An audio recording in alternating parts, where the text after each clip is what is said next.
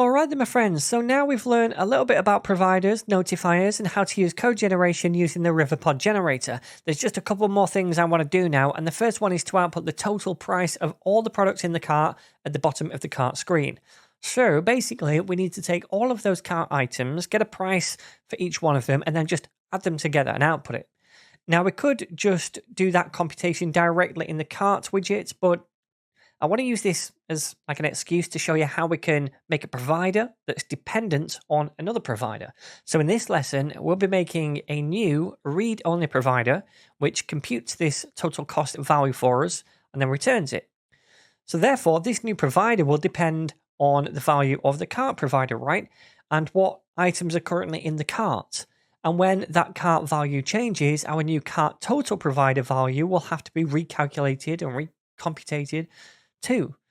So we'll be using code generation again to make this provider, this new one we're going to create, but you don't have to. You can make your own regular read-only provider if you want to, like we did in the first few lessons.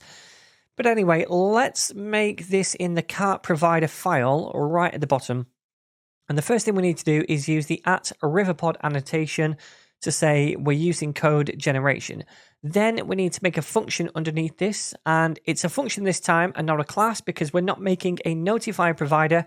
We're not going to have methods inside here to change the state value. It's just going to be a read-only computed value based on the cart state. So this function will return an int for the total cost, and we're going to call it cart total. Now, as an argument to this function, we get access to that ref object, much like we did when we made a provider without code generation, and also when we made a provider using code generation as well before. And on this ref object, we can use the watch method, much like we do inside the different widgets in the application. And that watch method can watch another provider and get data from it. And then whenever that data changes from that provider, we get the updated value. And it's going to recalculate the value we returned from this function essentially for us.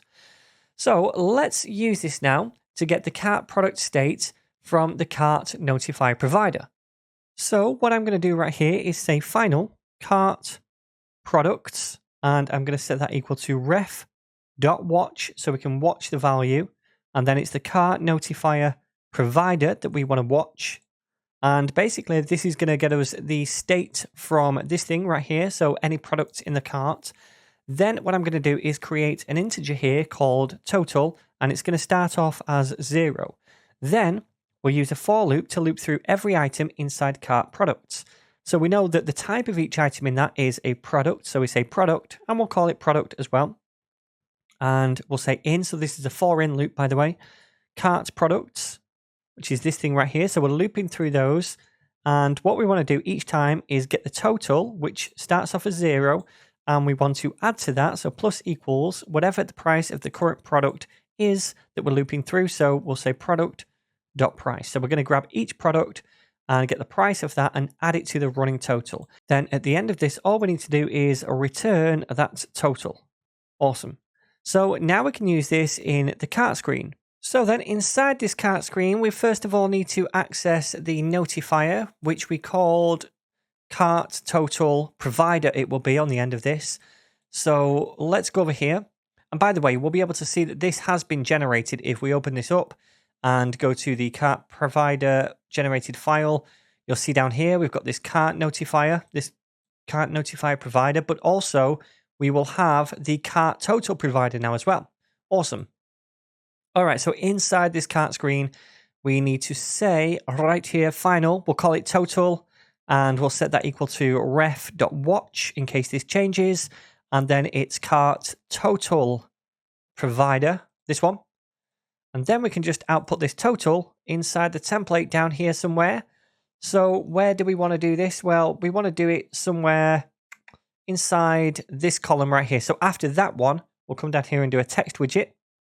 Inside the text widget, we will say total price and then a dash. And then we want to output a variable, so $, and it's just total. All right.